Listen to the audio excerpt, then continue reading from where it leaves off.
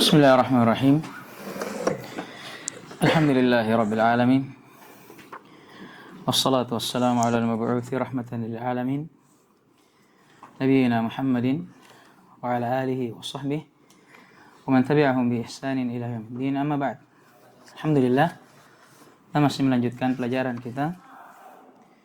Masih dalam pelajari cabang ilmu usulul fiqh dan masih dalam baca Matnul Waraqat karya Al-Imam Al-Allamah Abul Ma'ali Al-Juwaini Imamul Haramain rahimahullahu ta'ala. Baik. Sekarang kita masuk dalam pembahasan yang baru.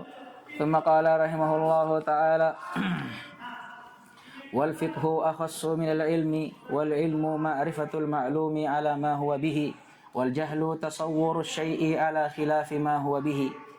Kata beliau, dan fikih dia lebih khusus dari ilmu. Fikih yang diinginkan ini fikih bimakna al-khas atau bimakna al-istilahi. Fikih dengan makna yang lebih khusus, yaitu dengan makna istilahinya. Karena fikih secara bahasa dia al-faham, pemahaman. Dan ini umum, pemahaman tentang apa saja. Adapun secara istilah, apa yang telah berlalu. Apa itu fikih yang telah berlalu? Ma'rifatu al-ahkam asy-syar'iyyah ila akhirih. Nah, yang dimaksudkan fikih lebih khusus daripada ilmu pada ucapan beliau, yaitu fikih dari definisi apa? Istilahnya. Ma'rifatul ahkamu syar'iyyah. Pengetahuan seseorang terhadap hukum syar'i. Fikih secara istilah ini lebih khusus daripada ilmu. Kenapa? Beliau jelaskan, wal ilmu, adapun ilmu, ma'rifatul ma'lumi ala ma huwa bihi. Mengetahui apa yang hendaknya diketahui. Ala ma huwa bihi, ai ala haqiqatihi, di atas hakikatnya. Dan di atas yang seharusnya. Sudah lewat ya di usul min usul definisi tentang al-ilm. Apa al-ilm? Idraku syai'i ala ma huwa alaihi. Paham ini? Hanya saja beliau di sini dikomentari oleh para syurah karena definisi beliau di sini kurang lengkap. Ya kan? Kurang lengkap. Maunya beliau tambahkan apa? Idrakan jazima atau ma'rifatan jazimatan. Sebagaimana pada kitab yang telah berlalu. Paham ini? Namun sebelum itu kita lihat dulu, kenapa ilmu dikatakan lebih umum atau fikih dikatakan lebih khusus daripada ilmu? Dan ilmu lebih umum daripada fikih. Karena fikih dia khusus pengetahuan terhadap hukum syar'i. Paham ini? Yang diketahui melalui jalur istimbat. Sudah berlalu kan? Adapun ilmu, ini ilmu lebih umum. Mencakup di dalamnya ilmu fikih, ilmu tafsir, ilmu hadis, dan ilmu-ilmu yang lainnya, akidah, tauhid, dan semisal dengannya. Makanya dikatakan fikih lebih umum daripada al-ilm. Adapun sekarang yang beliau mau bahas, ini tentang al-ilm secara umum. Pengetahuan itu secara umum apa? Paham ini? Kenapa beliau harus bahas ini? Supaya kita tahu pengetahuan yang diinginkan dalam usul fikih itu pengetahuan seperti apa. Karena akan lewat nanti pembagian tentang al-ilm sebagaimana yang lewat di kitab sebelumnya. Ada ilmu yang daruri, ada ilmu nadhari. Dan tidak dari setiap pembagian ilmu ini masuk dalam ilmu usul fikih. Tidak semuanya. Amin. Makanya beliau bawakan definisi ilmu. Apa ini sebenarnya ilmu yang kita inginkan dalam ilmu usul fikih? Atau ma'rifah pengetahuan dalam ilmu usul fikih itu seperti apa? Beliau jelaskan. Sekarang kita masuk dalam definisi ilmu. Kata beliau, ilmu adalah pengetahuan terhadap sesuatu yang hendaknya diketahui di atas hakikatnya. Dari definisi ini keluar darinya apa? Tidak adanya pengetahuan terhadap sesuatu. Dan ini yang dinamakan dengan jahal basit atau jahlun tabi'i. Paham ini? Seperti anak kecil ketika antum tanya, ya kan? Kapan perang Badar terjadi? Ini memang jahlun tabi'i. Dia belum tahu, belum belajar. Makanya dia mengatakan tidak tahu. Tidak tahunya dia ini, adamul ma'rifahnya dia ini, Ini dinamakan jahlun basit. Kejahilan yang basit, yang ringan. Atau bahasa lainnya jahlun tabi'i, kejahilan yang merupakan tabiat. Dan inilah tabiat manusia asalnya. Apa ayatnya? Wallahu akhrajakum min butuni ummahatikum la ta'lamuna syai'a. Amin. Wa ja'ala lakumus sam'a wal absara wal af'ida la'allakum tashkurun. Dan dialah Allah yang mengeluarkan kalian, maksudnya menciptakan kalian ya, melalui perut ibu-ibu kalian dalam keadaan la ta'lamuna syai'a, tidak mengetahui apapun. Nah, ini menunjukkan bahwa tabiat manusia adalah jahil, tidak tahu apa-apa. Sampai apa? Sampai akhirnya Allah menciptakan untuknya telinga, pendengaran, mata sebagai penglihatan dan hati.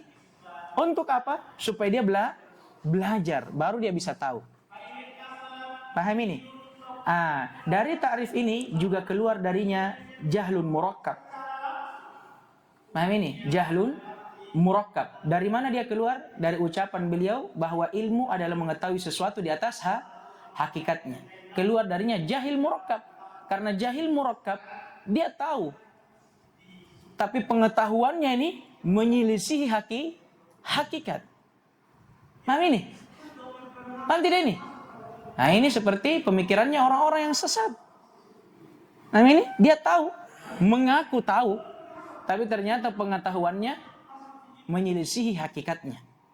Paham ini? Dan inilah yang diinginkan oleh muallif pada definisi jahal yang beliau sebutkan setelahnya. Wal jahlu tasawwuru syai'i ala khilafi ma huwa alaih. Bagaimana seseorang menggambarkan sesuatu, memahami sesuatu, tapi berbanding terbalik dengan hakikatnya. Paham ini? Berbanding terbalik dengan hakikatnya. Dan untuk jahil murakkab ini yang jadi musibah. Khususnya di zaman sekarang, di zaman tersebarnya fitnah. Dan saya rasa sudah berlalu ya ucapan dari Khalil bin Ahmad Al-Farahidi rahimahullah. Kata beliau, an-nasu arbah. Manusia itu ada 4 jenisnya. Jika ditinjau dari pengetahuannya. Rajulun yadri wa yadri annahu yadri. Ada orang yang dia punya ilmu, pengetahuan, dia paham dan dia tahu bahwa dia paham. Fadzaka alimun fattabi'uh. Maka golongan yang pertama ini golongannya para ulama, maka ikutilah mereka. Yang kedua, wa rajulun yadri wa la yadri annahu yadri. Allahu akbar. Lihat kalamnya ulama. Ada yang kedua ini orang yang dia punya ilmu, dia paham, dia punya ilmu pengetahuan, tapi hanya saja dia tidak tahu, ternyata dia tahu. Tidak sadar bahwa dia punya ilmu. Fadzaka ghafilun fanabbihu. Golongan yang kedua ini golongannya orang-orang yang lalai, maka ingatkan dia. Yang ketiga, wa rajulun la yadri wa yadri annahu la yadri. Ada orang yang tidak tahu, tidak punya ilmu, tapi bagusnya dia tahu diri, dia sadar kalau dia tidak punya ilmu. Fadzaka jahilun fa'allimu. Maka golongan yang ketiga ini golongannya orang jahil, maka ajar dia. Yang keempat ini musibah di atas bencana alam. Rajulun la yadri wa la yadri annahu la yadri. Inna lillahi wa inna ilaihi rajiun. Yang keempat ini ada orang yang bodoh, tapi sudah bodoh tidak tahu diri lagi kalau dia bodoh. Siapa ini? Jahil murakkab. Kalau yang ketiga tadi jahil basit. Nah, jahil tabi'i. Memang asalnya dia tidak tahu, maka ajar dia. Tapi yang keempat ini, dia bodoh, tapi tidak tahu diri kalau dia bodoh. Akhirnya apa? Berucap tapi menyelisihi kebenaran. Maka kata Khalil bin Ahmad, fadzaka amikun fahdharu. Orang yang keempat ini orang yang luar biasa yang bodohnya. Nah ini, maka jauhilah dia. Nah ini. Nah, makanya disebutkan ada kisah di kalangan para ulama yang masyhur, sudah sering kita bawakan juga. Ada orang jahil berguru kepada seorang guru yang jahil juga. Akhirnya di suatu waktu kata gurunya kepada muridnya yang jahil ini, sama-sama jahil ini. Kata gurunya kepada muridnya, pergilah engkau berfatwa di tengah manusia. Sudah waktunya ini. Sudah waktunya kau berfatwa ini. Pergilah dia berfatwa, tapi sebelum dia berfatwa, gurunya kasih pesan. Kalau kau mau gampang dalam berfatwa, setiap apa yang ditanyakan kepadamu, bilang saja, fihi qaulan. Di sini ada dua pendapat, para ulama berselisih. Berfatwalah dia. Akhirnya ada seorang alim yang mengetahui keadaan seorang jahil ini, dan mengetahui kerusakannya. Akhirnya dia utus muridnya, coba kau ke sana dulu, tanyakan sesuatu kepada dia. Tanyakan kepada dia, afillahi syakkun, apakah ada keraguan tentang keberadaan Allah? Pergilah murid seorang alim ini kepada si jahil ini, mufti yang jahil tadi. Kemudian dia bertanya, ya Syekh, afillahi syak, wahai Syekh, apakah ada keraguan tentang keberadaan Allah? Apa kata orang jahil ini? Sebagaimana wasiat gurunya, fihi qaulan. Katanya di sini ada dua pendapat, para ulama berselisih. La ilaha illallah. Siapa yang berselisih tentang keberadaan Allah? Sedangkan Fir'aun yang yang menafikan, mengingkari keberadaan Allah dengan lisannya. Apa kata Allah? Wajahadu biha wastaiqanatha anfusuhum. Mereka mengingkari Allah, maksudnya dengan lisan mereka, tapi jiwa mereka, hati mereka ini istaiqanatha, tidak bisa mengingkarinya. Makanya apa kata Fir'aun kepada pembantunya? Ibn li sarhan la'alli ablughul asbaba fa'attali'u ila ilahi Musa. Paham ini? Andai kata dia tidak meyakini bahwa ada Allah, untuk apa dia mau naik? Amin itu? Ini luar biasanya ilmu dan bahayanya jahil. Paham ini? Nah, ini sedikit saja faedah. Baik. Kemudian ini tentang ilmu. Kemudian beliau tadi tidak memasukkan pada definisi di komentari karena beliau tidak memasukkan ucapan ma'rifatan jazimah sebagaimana yang ada di kitab-kitab yang lainnya, sebagaimana juga yang ada di kitab sebelumnya, Al-Usul min Usul. Kenapa? Karena dengan memasukkan ma'rifatan jazimah ini akan mengeluarkan apa? Adh-dhann ma'rifatun ghairu jazim. Amin. Pengetahuan yang tidak pasti. Karena sudah berlalu, pengetahuan atau ilmu itu dia harus pertama pengetahuan terhadap sesuatu. Yang kedua di atas hakikatnya. Yang ketiga pengetahuannya merupakan pengetahuan yang pasti. Ini baru ilmu. Kenapa? Karena keluar dari ilmu tidak adanya pengetahuan dan ini jahlun tabi'i, atau ada pengetahuan tapi menyelisihi hakikat dan ini jahli murakkab, atau kadang juga keluar dari ilmu pengetahuan terhadap sesuatu di atas hakikatnya tapi tidak di atas pengetahuan yang pasti, dan ini yang dinamakan adh-dhann, keraguan-raguan. Dan dzan ini dibagi lagi 3. Kalau keraguan-raguannya ada yang lebih kuat dan ada yang lebih lemah, maka yang kuat dinamakan dhannur rajih dan yang lemah dinamakan waham. Adapun kalau dia sama 50-50, 50-50 ini namanya syakkun.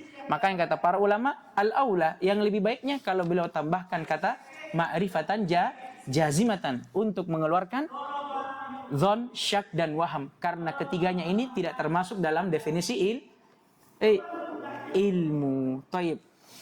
Kemudian thumma qala rahimahullahu ta'ala wal ilmu ad-daruri ma la yaqa'u an nadharin wa istidlalin kal ilmi al-waqi'i bi ihda al-hawas al-khamsi wa hiya as-sam'u wal basaru wash-shammu wal lamsu wal dhawqu wa bit tawaturi wal ilmu al-muktasabu ma yaqa'u an nadharin wa istidlalin wan nadharu huwa al-fikru fi hal al-manzuri fihi wal istidlalu talabu ad-dalil wad dalilu huwa al-murshidu ila al-matlub. Kemudian kata beliau, dan ilmu daruri. Ada ilmu yang namanya daruri, yaitu ilmu yang terjadi tidak melalui nazar, penelitian, dan juga tidak melalui istidlal, penetapan dalil. Seperti apa? Seperti ilmu yang terjadi dengan salah satu dari 5 panca indera, yaitu penglihatan, pendengaran, penciuman, alat peraba dan perasaan. Atau dia ilmu yang terjadi karena datangnya dengan tawatur. Paham tawatur tak? Mutawatir. Datang di atas khobar dari sekelompok manusia yang tidak mungkin berdusta. Dan ada juga ilmu yang namanya muktasab, yaitu apa yang terjadi melalui nazar, penelitian, wastidlal, dan penetapan dalil terhadapnya. Adapun nazar, penelitian itu huwal fikru fi halil manduri fih, yaitu bagaimana seseorang berfikir terhadap sesuatu yang sedang dia teliti. Wal istidlal, adapun istidlal talabud dalil, mencari dalil untuk menetapkannya terhadap apa yang dia cari. Adapun dalil itu sendiri huwal mursyidu ilal matlub, dia adalah apa yang menunjukkan kepada apa yang diinginkan. Sekarang beliau masuk ke dalam pembagian ilmu itu sendiri. Setelah beliau membawakan definisi ilmu, apa itu ilmu, dan beliau bawakan apa lawan daripada ilmu, sekarang beliau bawakan pembagian daripada ilmu. Bahwa ilmu itu ada dua, dan ini sudah berlalu. Ada ilmu daruri, ada ilmu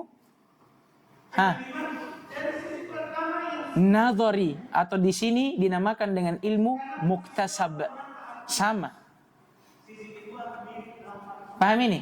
Adapun ilmu daruri, dia adalah ilmu, kata beliau, yang terjadi atau terhasilkan melalui atau tidak melalui nazar dan istidlal. Tidak perlu diteliti, tidak perlu cari dalilnya. Seperti apa? Ilmu yang terhasilkan melalui salah satu dari 5 panca indera. Pendengaran misalkan. Amin nih. Seperti misalkan antum mendengarkan suara hewan misalkan. Anggaplah antum mendengarkan suara kucing. Tidak mungkin antum bilang apa? Toke. Tidak perlu antum teliti. Antum dengar suara ai. Antum dengar suara kucing. Meong. Ai, toke ini. Atau antum dengar suara kucing terus antum bilang, wah saya harus teliti dulu ini. Binatang apa ini? Atau antum harus cari dalilnya dulu. Ada orang bilang, ai kucing ini. Apa dalilnya? Tidak perlu. Karena ini memang secara apa? Secara hawas, secara panca indera kita sudah tahu. Paham tidak ini? Atau misalkan ilmu yang terhasilkan dari penglihatan. Paham ini? Sama. Antum lihat kucing itu, tiba-tiba, weh kucing ini. Paham ini? Tidak mungkin antum bilang apa? Biawak misalkan. Paham ini? Kenapa? Ya karena memang penglihatannya antum membenarkan bahwa itu kucing. Atau ada orang bilang, wih bagus ini kucing. Dari mana dalil bilang ini kucing? Tidak perlu. Paham ini? Demikian pula apa? Asyam. Paham ini? Bau. Antum misalkan cium bau yang kurang sedap. Paham ini? Misalkan ada fulan kentut, antum bilang, wih baunya ini. Ini perlu dalil? Perlu antum teliti? Bau apa ini? Tidak perlu. Paham ini? Demikian pula apa? Al-lams. Paham ini? Antum meraba sesuatu. Paham ini? Apa saja yang antum sudah bisa pastikan. Seperti antum meraba apa? Api misalkan. Kalau antum meraba api, perlu dalil untuk mengetahui bahwa itu panas. Sebelum antum pegang, antum tidak mau memang. Karena antum sudah tahu itu panas. Demikian pula perasaan dan semisal dengannya. Nah ini ilmu apa namanya? Daruri. Karena tidak perlu penelitian, tidak pula perlu kepada dalil yang menunjukkan akannya. Atau kadang ilmu daruri ini dia tidak terjadi melalui ihdal hawasil khams, panca indera, tapi dia datang melalui khobar mutawatir yang tidak mungkin didustakan. Seperti apa? Seperti Al-Quran, keberadaan Allah, seperti yang telah berlalu. Ini tidak ada yang menyelisihi. Paham ini? Tidak ada yang menyelisihinya. Atau kadang juga kita sebutkan di kitab sebelumnya, ilmu daruri adalah ilmu yang apa? Tidak ada orang yang menyelisihinya. Semua sepakat terhadapnya. Paham gini? Adapun ilmu muktasab atau biasa dinamakan dengan ilmu nadhari, ini sebaliknya, dia adalah ilmu yang terhasilkan melalui nazar. Harus ada penelitian. Demikian pula apa? Istidlal. Perlu dalil untuk membuktikannya. Amin. Atau yang biasa kita sebutkan juga di kitab sebelumnya, dia ilmu yang apa? Terdapat di dalamnya perselisihan. Ini ilmu nadhari. Makanya kebanyakan itu masail fiqhiyah al-mukhtalafu fiha yang diperselisihkan itu masuk ke dalam qisma apa? jenis ilmu nadhari atau daruri? Nadhari. Nah gini, kenapa? Karena dia perlu nadhar, penelitian dulu, diteliti dulu. Apakah benar ini ucapan seperti ini? Perlu dalil. Apa dalilnya kalau memang ini benar? Paham ini? Nah ini ilmu an-nadhari. Kemudian, karena beliau sudah membahas tentang ilmu nadhari tadi, ilmu yang butuh kepada nadhar dan istidlal, ya mau tidak mau beliau menjelaskan apa itu nadhar, apa itu istidlal. Adapun nadhar, kata beliau, huwal fikru fi halil mandhuri fihi. Dia itu bagaimana seseorang berfikir. Maksudnya apa? Mengerahkan kemampuannya untuk mencari apa yang sedang dia teliti. Amin. Adapun istidlal, bagaimana seseorang itu mencari dalil terhadap apa yang sedang dia teliti. Kemudian kata beliau, dalil, adapun dalil, dia adalah apa yang menunjukkan kepada apa yang diinginkan. Faedah disebutkan oleh para ulama, di antaranya Syekh Abdullah Fauzan hafizahullah dalam syarahnya terhadap Waraqat, kata beliau, wa'lam anna dalila ismun lima kana mujiban lil ilm kal mutawatir wal ijma' wa ma kana mujiban lidh dhanni kal qiyasi wa khabaril wahid. Ketahuilah, kata beliau, dalil dia adalah apa yang menunjukkan terhadap sesuatu yang mewajibkan ilmu. Maksudnya ilmu yakini. Seperti khabar mutawatir dan ijma'. Juga mencakup apa yang memberikan faedah dhon atau sangkaanku kuat. Seperti qiyas dan khabarul wahid. Maka kata beliau, wa amma mashtahara inda kathirin min muallifil usul bi anna dalila huwa ma afadal ilma wa amma ma yufidu dhanna huwa amarah wal amarah ad'af minad dalil fahuwa ghairu sahih. Adapun sangkaan yang tersebar di sebahagian para ulama usul yang mengatakan bahwa dalil khusus pada apa yang mewajibkan ilmu yakini seperti ijma' dan qiyas, tidak masuk di dalamnya apa yang menunjukkan dzan seperti khabarul wahid, seperti qiyas dan khabarul wahid, maka ini keliru. Maksudnya apa? Di sana ada orang yang membagi dalil. Dalil dikatakan dalil itu kalau menunjukkan ilmu. Seperti apa? Quran, hadits, tapi hadits tidak semua hadits. Hadits yang mutawatir, seperti ijma' dan semisal dengannya. Bagaimana dengan khabarul wahid? Hadits tapi datang dari satu orang. Atau qiyas. Paham ini? Ini kan menunjukkan apa? Dhannur rajih. Bagaimana menurut mereka? Menurut mereka bukan dalil, tidak bisa dipakai berhujjah. Nah ini kata beliau, ghairu sahih. Tidak benar ini sangkaan seperti ini. Paham gini? Kata beliau, kenapa? Wadzahiru anna hadhihi at-tafriqah ja'at minal mu'tazilah wa man wafaqahum min nufatis sifat. Karena yang nampak bahwa pendapat yang mentafsil ini memisahkan antara dalil yang yakini dan dhanni, ini datang dari kalangan Mu'tazilah dan yang semisal dari mereka, dari orang-orang Mu'attilah yang menafikan sifat. Paham ini? Kenapa? Sudah berlalu kan? Antum sudah belajar akidah juga. Kenapa mereka menolak khabarul wahid? Hanya karena ada hadits yang kebetulan hadits ahad yang meriwayatkan tentang sifat Allah. Nah mereka ini Mu'attil, tidak mau dia tetapkan sifat untuk Allah. Maka di antara alasannya untuk menolak, mereka katakan apa? Tidak diterima haditsmu. Karena khabar wahid. Padahal kalau kita lihat prakteknya di masalah yang lain, di masalah yang lain banyak dalil yang mutawatir, tapi dia tolak. Kalau bukan dia tolak, dia apa? Dia takwil. Jadi sama saja, menunjukkan bahwa mereka membangun agama di atas hawa nafsu. Ala kulli hal, syahid yang ingin disampaikan, dalil itu mau dia menunjukkan akan ilmu yakini, kepastian seperti Al-Quran, khabar mutawatir dan ijma', ataupun dia menunjukkan tentang sangkaan kuat seperti apa? Qiyas dan hadits ahad, semuanya dalil selama itu sahih. Paham gini? Ini kesimpulannya. Adapun yang membagi dalil menjadi dua dan menolak dalil yang dhanni, ini datang dari kalangan Mu'tazilah dengan maksud menafikan sifat.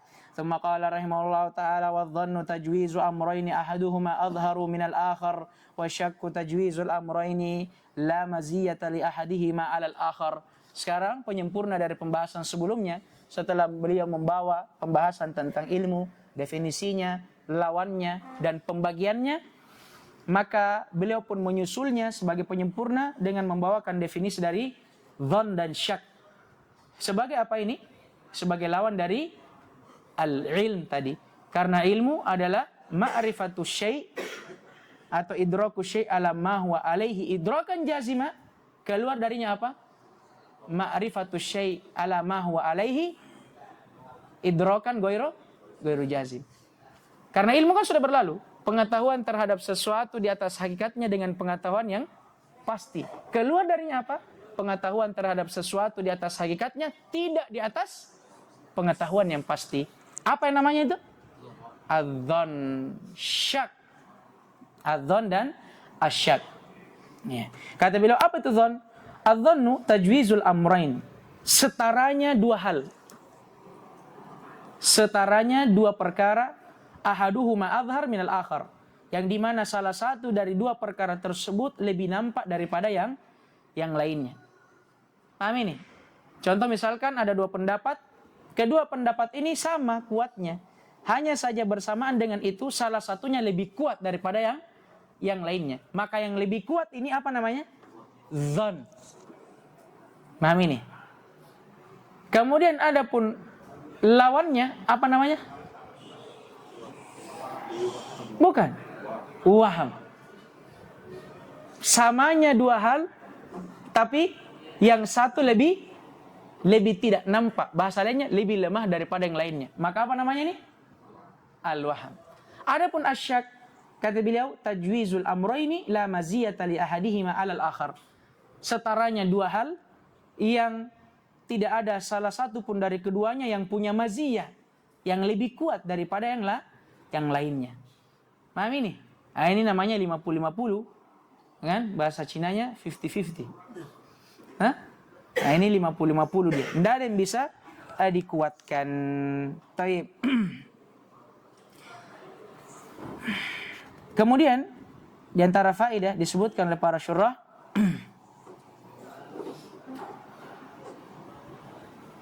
kata beliau dan dzan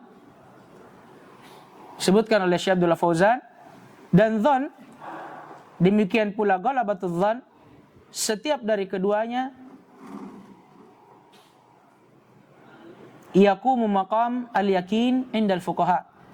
Ini menduduki kedudukan dalil yakini di sisi para fuqaha. Wa yajuzu bina'ul ahkam syar'iyyati alaihi.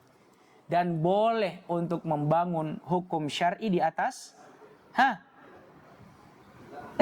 di atasnya. Kemudian kata beliau wa amma ma warada minan nahi 'anil amali bidzan. Adapun apa yang datang dari larangan untuk beramal dengan sangkaan fahuwa dzannil marjuh. Maka sangkaan yang dimaksud di sini adalah sangkaan yang lemah. Ini yang dinamakan dengan waham. Seperti apa? Firman Allah Subhanahu wa taala, "Iyattabi'una illa dzann wa inna dzanna la yughni minal haqqi syai'a." Tiada lain mereka, ini orang-orang kufar Quraisy hanya mengikuti sangkaan mereka. Dan tiada lain sangkaan itu tidaklah mencukupi mereka dari kebenaran. Ini sangkaan ini maksud sangkaan apa? Sangkaan lemah atau waham. Amin. Nah, ini yang dilarang. Adapun kalau sangkaannya sangkaan kuat, apa tadi kata Syekh Abdullah Fauzan? Maka dia menduduki kedudukan dalil yakini dan boleh dibangun hukum syar'i di atasnya. Taib, naktafi bihadza al-qadar. Subhanakallahumma wa bihamdika asyhadu an la ilaha illa anta astaghfiruka wa atubu ilaik. Waffaqallahu al-jami' lima yuhibbuhu wa yarda wa yu'tina al-afiyata was-salama innahu lidzalika wal qadir alaih. Walhamdulillahirabbil alamin.